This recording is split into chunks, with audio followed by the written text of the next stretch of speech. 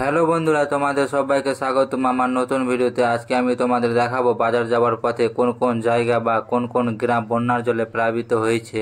সামনে যে রাস্তাটা দেখতে পাচ্ছ, এই রাস্তাটা পুরোপুরিভাবে কিন্তু বন্যার জলে প্লাবিত হয়ে গেছে।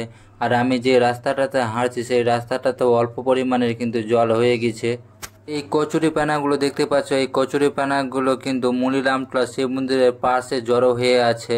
সামনে যে তিরপাল খাটানো বাড়িটা দেখছো, সেই বাড়িটা কিন্তু কান্তুটলায় ছিল। কান্তুটলায় গঙ্গা ভাঙনে বাড়িটা তলিয়ে যাওয়ার ফলে কিন্তু এখানে এসেছিল, কিন্তু এখানেও বন্যার জলে বাড়িটা প্লাবিত হয়ে গেছে। আর আমি এই দিকে দেখাচ্ছি, এই দিকের মানুষজনগুলো গঙ্গা ভাঙনের জন্য কিন্তু বাড়িঘরগুলো ভাঙছে। এই ছবিটা মুনিরামতলা মা কালী মন্দিরের সামনের ছবি।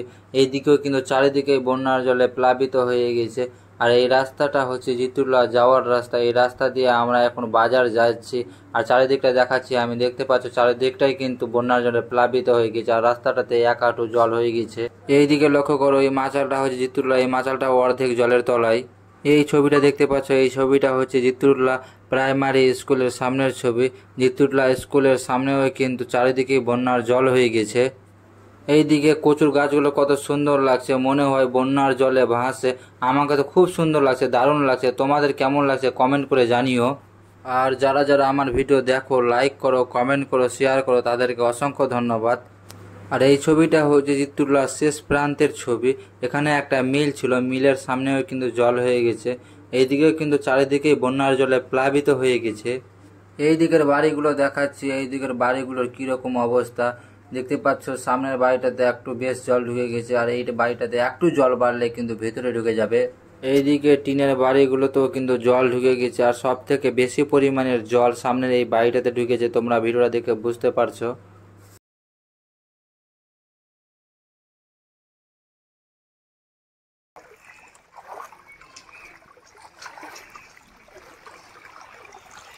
যেমন দিল্লি তো যাবি, কিন্তু এমন জায়গা আছে সামনে লাশপুরা আছে, ট্রেনে কাটা কুটি দেখবি।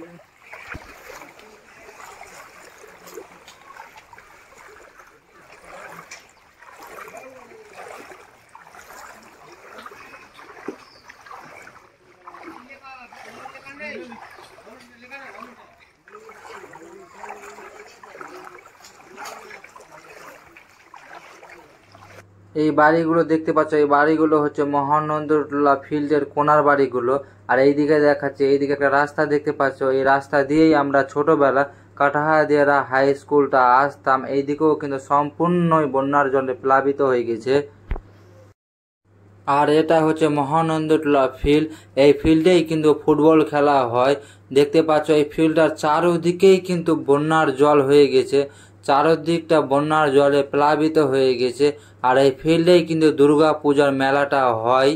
এক কথায় বলতে গেলে মহানন্দটোলা পুরো অঞ্চলটা কিন্তু বন্যার জলে প্লাবিত হয়ে গেছে। এটা হচ্ছে মহানন্দটোলা কালভেটের সামনের ছবি। তোমাদের কালভেটটা দেখাচ্ছি। এটা হচ্ছে মহানন্দটোলার কালভেট। কালভেটের ভিতর দিয়ে প্রচুর গতিতে জল আসছে। এটা কালভেটের সামনে ছোট কালভেটটার কাছে জল হয়ে গেছে। সেই জলটা আমরা পার করছি, পার করে বাজারের দিকে রাস্তাটা যাব।